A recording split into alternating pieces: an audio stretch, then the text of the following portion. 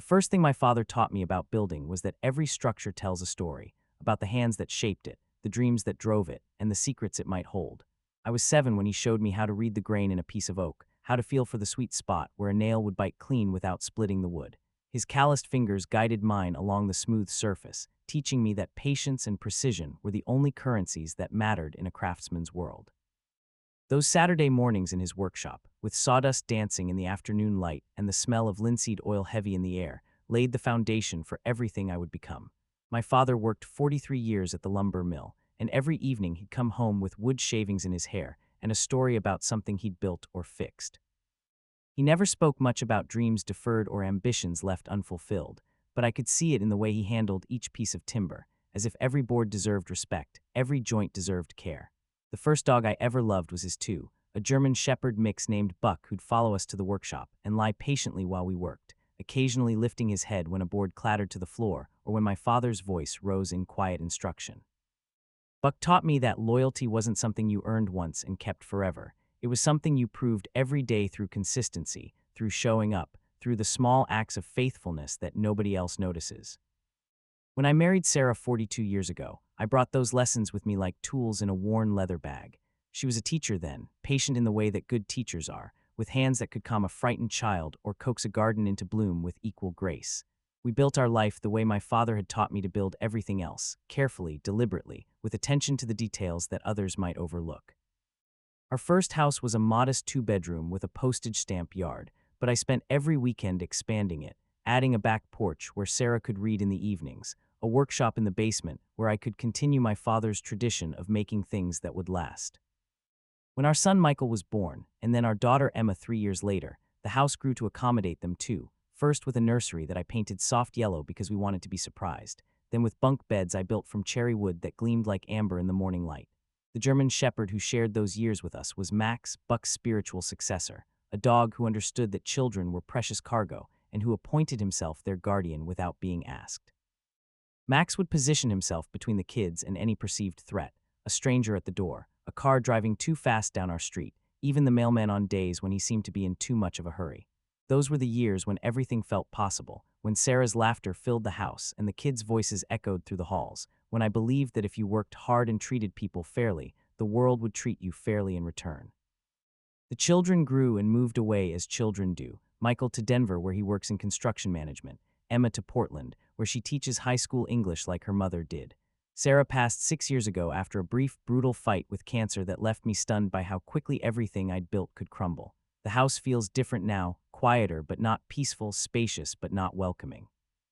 The workshop remains exactly as I left it the day before Sarah's diagnosis, tools arranged on their pegboard with the same precision my father taught me, but I rarely venture down there anymore. The silence feels too heavy, too full of memories that cut both ways. But life has a way of providing what you need when you need it most. And 3 years ago, when I was considering selling the house and moving into one of those sterile senior communities, I found Rex at the county animal shelter. He's a mixed breed, part German Shepherd, part something else that gives him these expressive amber eyes and a coat that shifts from black to gold depending on the light. The volunteer told me he'd been abandoned when his previous owner moved to assisted living, that he'd been returned twice by families who found him too independent, too set in his ways. I looked into those eyes and recognized something familiar, the quiet dignity of a creature who'd learned not to expect too much but hadn't given up hope entirely. Rex and I understood each other from the beginning. He needed someone who wouldn't try to change him, and I needed someone who wouldn't pity me. We were both past the age where we believed in fairy tales, but we still believed in loyalty, in showing up, in the simple reliability of routine. The grandchildren visit when they can, Michael's boys, Tyler and Josh, who are 12 and 14 now, and more interested in their phones than their grandfather's workshop, and Emma's daughter Sophie, who's 8 and still young enough to find magic in the idea of building something with her hands. It was Sophie who first suggested the treehouse last spring, standing beneath the massive oak in my backyard and pointing up at a spot where 3 branches formed a natural platform about 12 feet off the ground. "Grandpa, we could build something amazing up there," she said, her voice bright with the kind of confidence that only comes before the world teaches you to doubt yourself. I looked up through the canopy of leaves, feeling the old familiar itch in my fingers that comes when I see a project worth undertaking. The oak was solid, at least 60 years old, with branches thick enough to support a structure, and positioned in a way that would make construction challenging but not impossible. Rex sat at my feet, his ears pricked forward as if he too was considering the possibilities. That afternoon, with Sophie's small hand in mine and Rex trotting alongside us, we paced off the ground beneath the tree, discussing the logistics of hauling materials up through the branches, debating whether we wanted walls or just a platform, windows or just openings, a rope ladder or wooden steps. It felt good to be planning something again, to be thinking about angles and measurements and the satisfying weight of a hammer in my hands. Sophie's enthusiasm was infectious, but more than that, it reminded me of something I'd forgot, that the act of creation is one of the most hopeful things humans can do, a declaration that the future exists and that we have a role in shaping it. The treehouse project became our summer obsession. Every weekend when Sophie visited, and often during the week when I found myself with nothing but time and restless energy, Rex and I would work on it together. I designed it to be more than just a children's playhouse, sturdy enough to support adults, weather-resistant, with built-in storage and even a small solar panel to power a reading light. The engineering challenges excited me in a way I hadn't felt in years. How do you anchor a structure to living branches that sway in the wind? How do you account for the tree's continued growth without compromising the building's integrity? How do you haul sheets of plywood and 2x4s up through a maze of branches without damaging either the tree or the materials? Rex became my constant consultant, lying in the shade below while I worked, occasionally barking at squirrels who seemed offended by our intrusion into their territory. Neighbors would stop by to check on my progress, some offering encouragement, others shaking their heads at what they clearly considered an old man's folly. "Bit ambitious, isn't it, Walter?" asked Jim Morrison from next door, a retired accountant who'd never built anything more complex than an IKEA bookshelf. "Kids these days prefer video games anyway. You sure you want to put all that effort into something they'll outgrow in a year?" His wife Linda was more direct. "Seems like a lot of work for something that's just going to attract wasps and collect leaves." But their skepticism only fueled my determination. This wasn't just about building a treehouse. It was about proving to myself that I still had something valuable to offer, that my hands could still create something worthwhile, that the skills my father had passed down to me hadn't died with Sarah's last breath. By midsummer, the basic structure was complete, a platform 8 feet by 10 feet, with walls on 3 sides and a large opening facing the house. I'd built in 2 windows with real glass panes, a hinged door that Sophie could lock from the inside for privacy, and a built-in bench that doubled as storage for books and games. The solar panel I'd mounted on the roof was connected to a small battery system that could power LED lights and charge a phone, though I suspected Sophie would be more interested in the novelty than the practicality. The project had taken longer than I'd anticipated, partly because I was working alone except for Rex's companionship, and partly because I'd gotten caught up in details that probably didn't matter to an 8-year-old but mattered to me. The joints were all precisely cut and fitted, the surfaces sanded smooth, the whole structure treated with a clear sealant that would protect it from weather while letting the natural wood grain show through. But as the tree house neared completion, the comments from neighbors and even family members grew more pointed. Michael called one evening and after the usual pleasantries said, "Dad, Emma mentioned you're still working on that tree house. She's worried you're overexerting yourself. Maybe it's time to think about simpler projects." Emma herself was more diplomatic but no less concerned. "I love that you're doing something creative, but Sophie's interests change so quickly. Are you sure? You want to invest so much time in something so elaborate." Even Sophie's friends seemed underwhelmed when she brought them over to see the progress. "It's just a tree house," one of them said with the casual cruelty that children specialize in. "My dad bought me a playhouse from Home Depot that's way cooler." Rex was the only one who seemed to share my vision, often climbing the rope ladder I'd installed, carefully, one rung at a time, his claws finding purchase on the rough hemp, to join me in the treehouse where he'd lie contentedly while I worked on finishing touches. The criticism reached its peak one Saturday in late August when I was installing the final piece of trim around the windows. Rex was in the treehouse with me, stretched out in a patch of sunlight that filtered through the oak leaves, when I heard voices from the yard below. Looking down, I saw a small crowd had gathered: Jim and Linda Morrison, the Hendersons from across the street, and several other neighbors whose names I knew but rarely used. They were talking in the loud whisper that people use when they want to be overheard, their faces tilted up toward my work with expressions that ranged from amused to concerned to openly mocking. "Poor Walter," I heard Linda say. "He's been out here every day for months, hammering and sawing like he's building the White House. All that effort for a kid who'll probably never use it." Jim's voice carried clearly in the still air. "At his age, he should be taking it easy, not playing at being a contractor. One fall from up there and he'll break a hip." Mrs. Henderson, who had to be pushing 80 herself, added her voice to the chorus. "My grandson would never play in something like that. Too dangerous. Insurance nightmare waiting to happen." but it was the comment from Tom Bradley, a man I'd helped repair his fence just 2 years earlier, that cut the deepest. Some people just can't accept that their time has passed. He's trying to prove something that doesn't need proving. Rex's ears had pricked forward at the sound of their voices, and I saw his hackles rise slightly, not in aggression, but in the protective awareness that came naturally to him. He looked at me with those amber eyes, as if asking whether he should bark them away or simply ignore them. I chose to ignore them too, but their words settled into my chest like splinters, small and sharp and impossible to forget. That night, lying awake in the bed I'd shared with Sarah for 37 years, I found myself questioning everything. Was the treehouse really just an old man's folly, a desperate attempt to remain relevant in a world that had moved beyond my skills and understanding? Had I invested months of effort and considerable expense in something that would never be anything more than an elaborate monument to my own stubbornness? Rex slept on the floor beside the bed, his breathing steady and reassuring in the darkness, but even his presence couldn't quiet the doubt that had taken root in my mind. I thought about my father, about the quiet dignity with which he'd approached his work, never seeking praise or recognition, never trying to prove anything to anyone. Would he have built this tree house, or would he have recognized it as vanity disguised as craftsmanship? Sarah would have known what to say, would have found the words to either encourage me to continue or gently redirect my energy towards something more practical. But Sarah was gone, and I was left with nothing but my own uncertainty and the echo of my neighbor's casual dismissal. The next morning, I climbed the rope ladder one more time, Rex following behind me, and sat in the treehouse I'd spent so much time and care creating. The morning light streaming through the windows I'd installed cast geometric patterns on the smooth plywood floor, and the gentle swaying of the oak branches gave the whole structure a subtle rhythm that was both soothing and alive. It was beautiful work. I knew that objectively, could see it in the precise joints and careful finishing, could feel it in the solid stability of the platform beneath my feet. But beauty wasn't enough if it served no purpose, if it existed only to satisfy my own need to create something lasting in a world that seemed increasingly indifferent to permanence. It was Rex who made the discovery that changed everything. On a Tuesday morning in early September, while I was half-heartedly organizing tools in my workshop and wondering whether to dismantle the treehouse before winter set in, he began barking with an urgency I'd rarely heard from him. Not the sharp, territorial bark he used for squirrels or delivery trucks, but something deeper and more persistent, a sound that demanded immediate attention. I found him at the base of the oak tree, pawing at a section of exposed roots where recent rain had washed away some soil. His behavior was strange, intense and focused in a way that reminded me of the hunting dogs I'd known as a child when they'd caught the scent of something significant.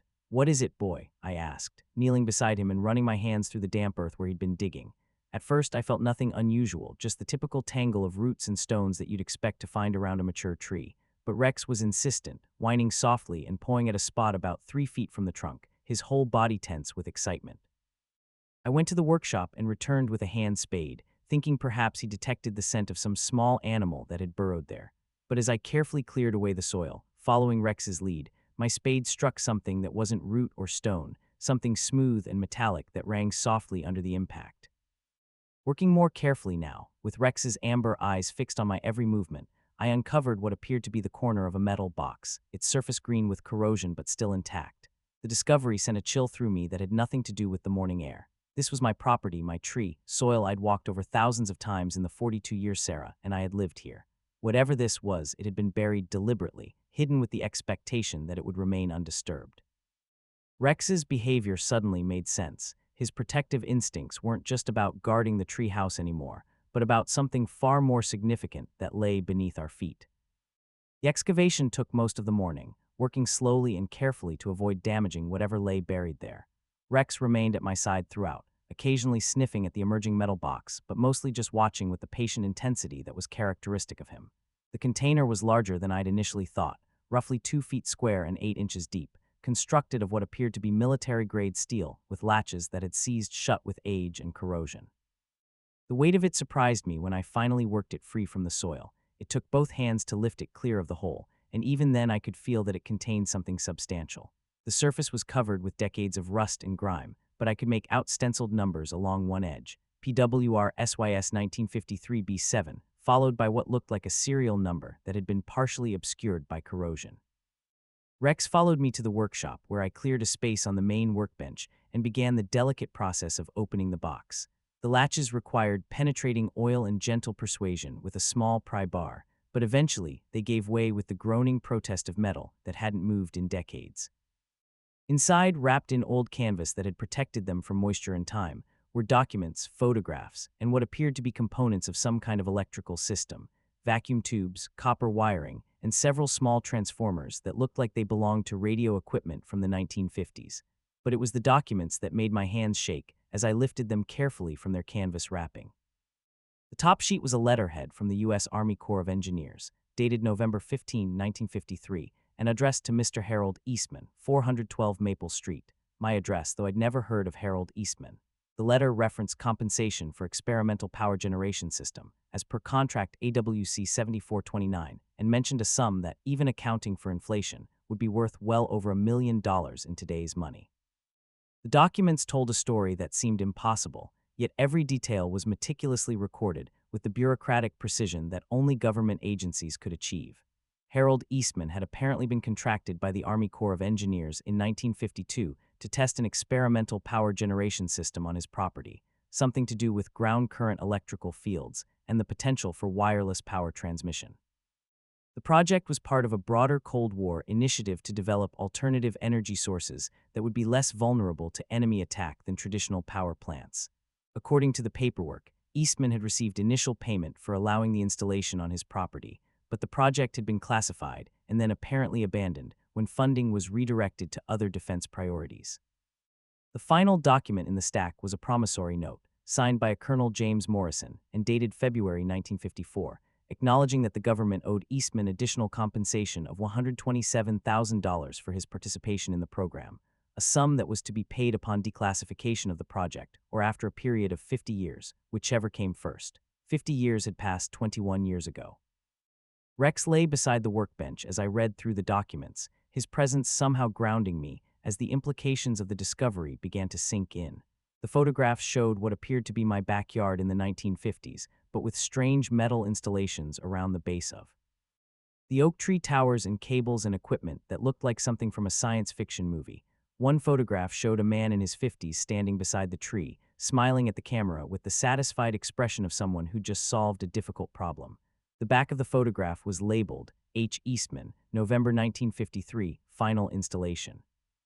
I studied the man's face, looking for clues about who he might have been and what had happened to him, but the black and white image revealed nothing more than a moment frozen in time, a stranger who'd lived in my house before I was even born.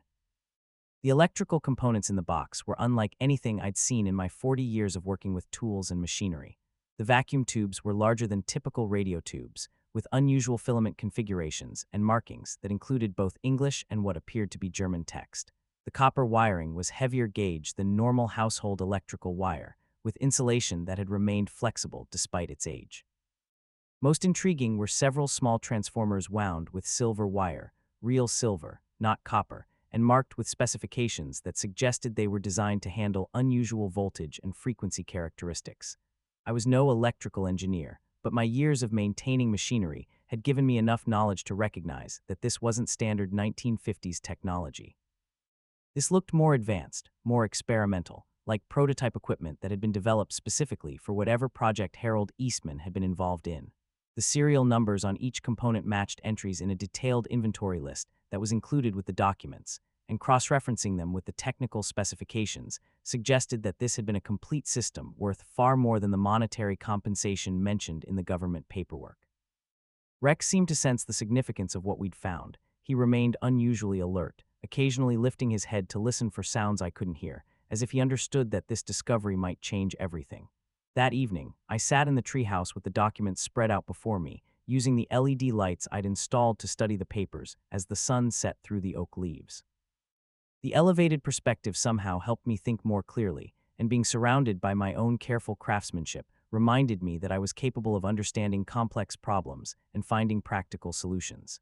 The official government seals on the documents appeared genuine, the paper had the right feel and age, and the technical details were too specific and internally consistent to be fabricated. This wasn't some elaborate hoax or coincidence. I was holding proof of a legitimate claim against the U.S. government, a debt that had been accruing interest for more than 70 years.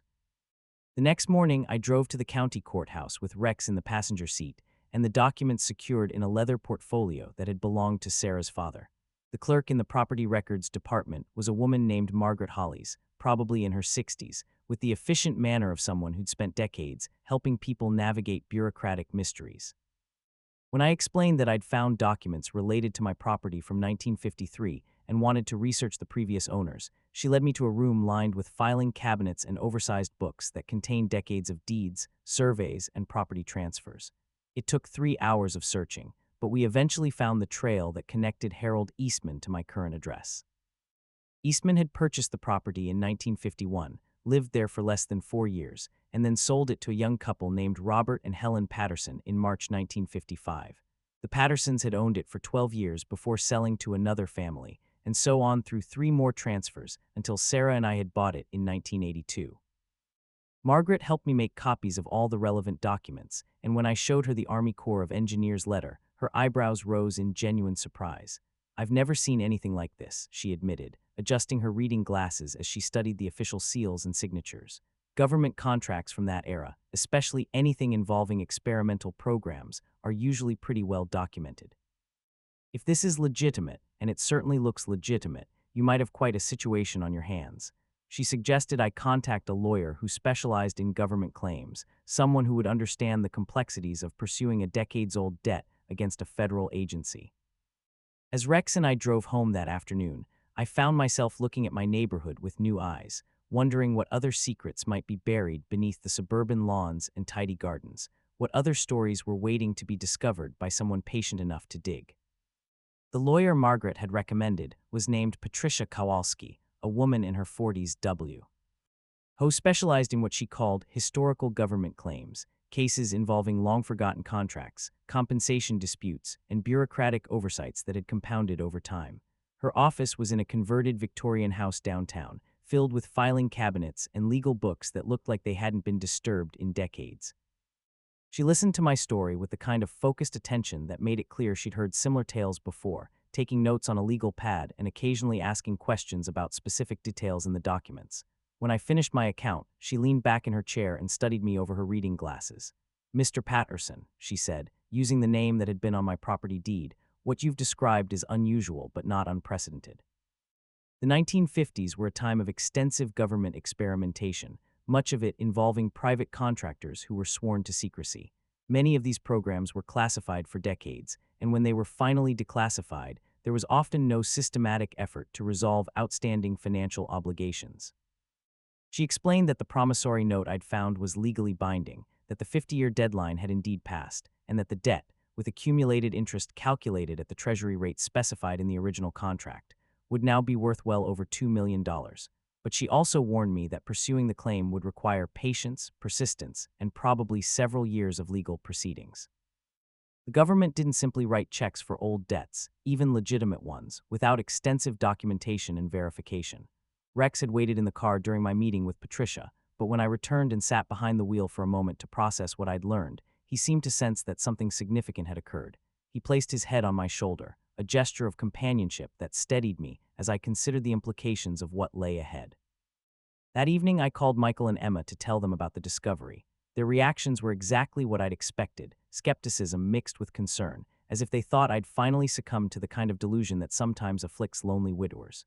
"Dad," Michael said, his voice carrying the patient tone he usually reserved for explaining things to his own children, "are you sure these documents are real? I mean, it sounds like something from a movie." "Secret government experiments, buried treasure in the backyard, it's pretty far-fetched." Emma was more diplomatic but equally doubtful. "Even if the documents are genuine, and even if there was some kind of government program, what are the chances you could actually collect on something from 70 years ago? Wouldn't the statute of limitations have run out by now?"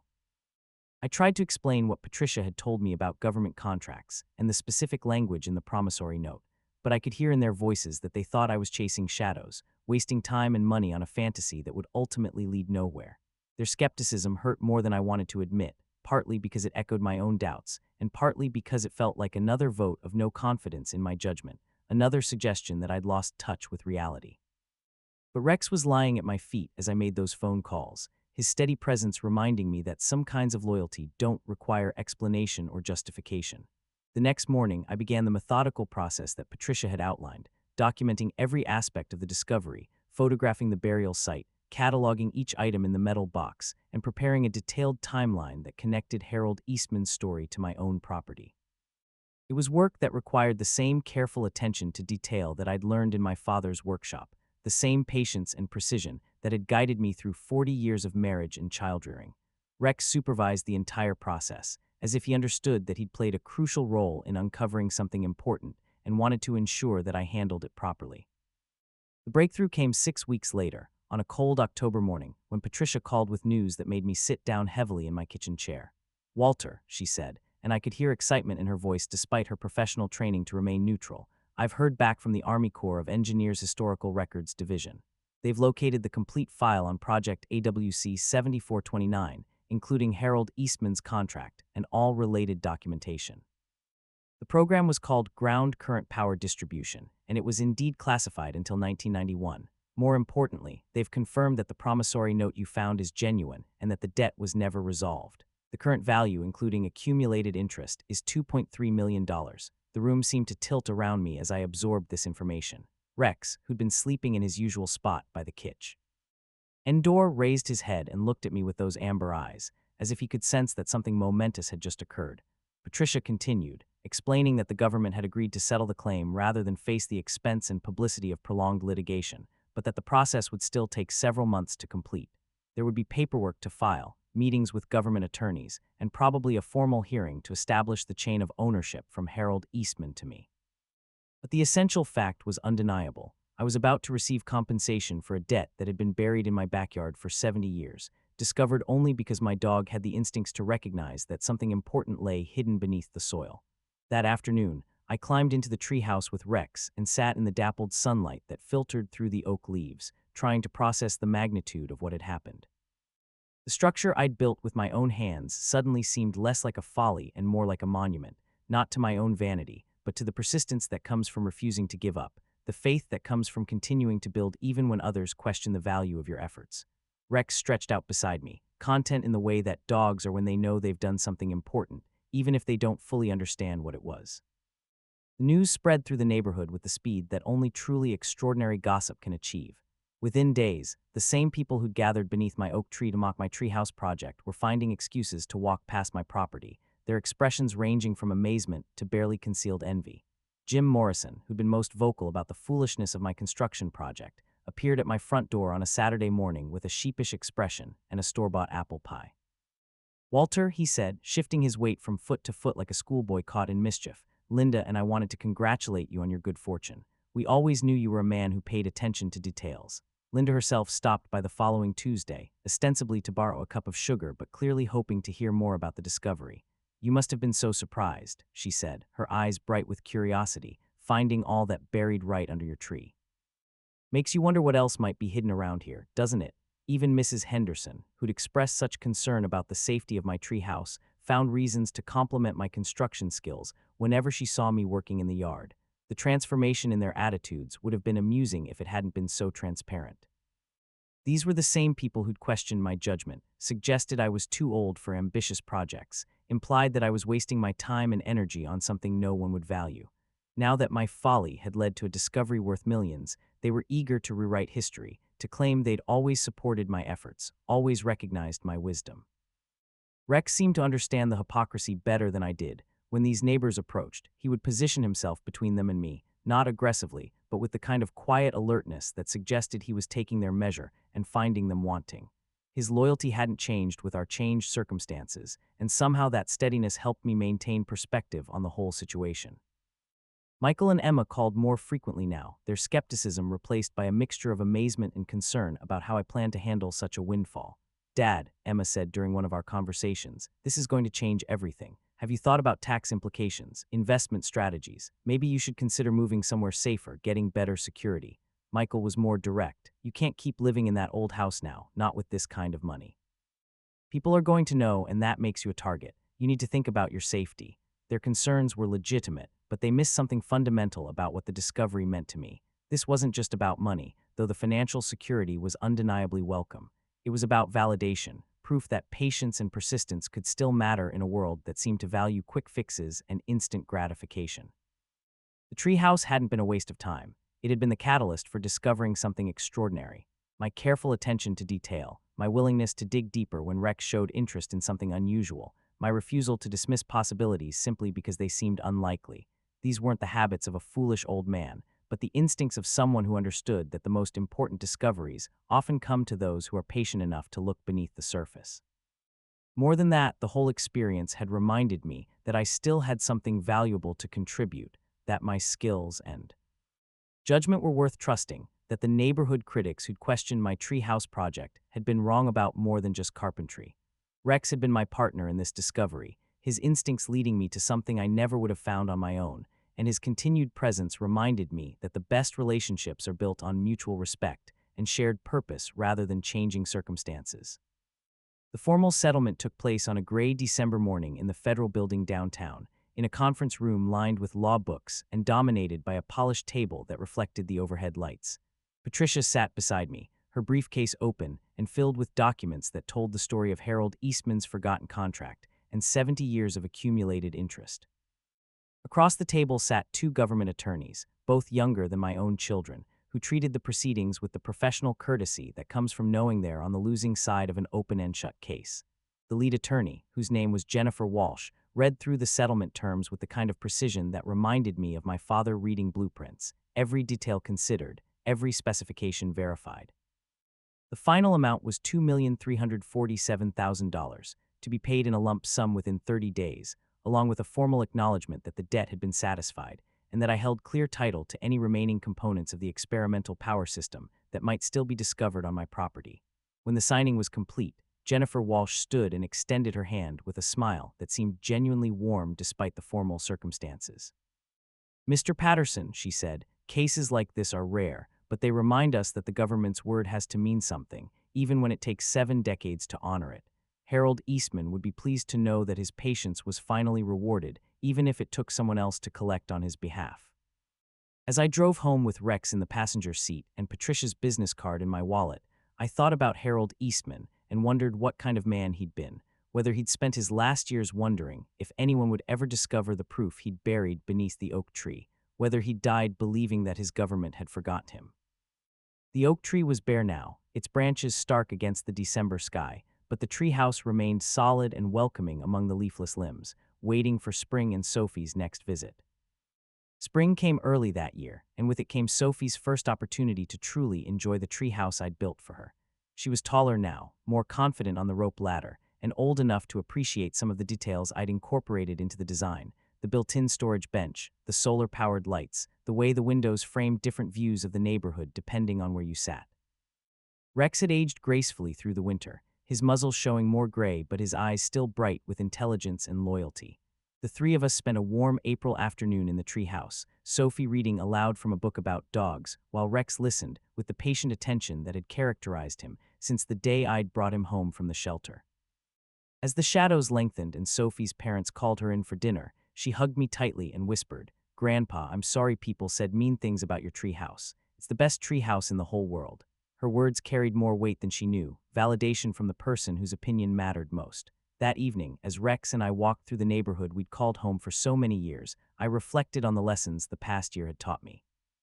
The most important discoveries often come when we're pursuing something else entirely, when we're focused on creation rather than acquisition, when we're building something for love rather than profit.